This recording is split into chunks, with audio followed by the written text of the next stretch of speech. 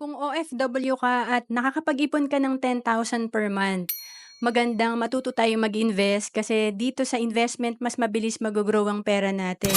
Halimbawa, kung sa unan or sa savings account natin nilagay ang pera natin na kumikita ng less than 1%, ang 10,000 per month na ipon natin after 20 years nasa 2.46 million lang. Pero 'pag natuto tayong mag-invest, halimbawa kumikita ng 12% per year on the average, meron kang 8.65 million after 20 years. Ang laki ng difference, 2 million versus 8 million.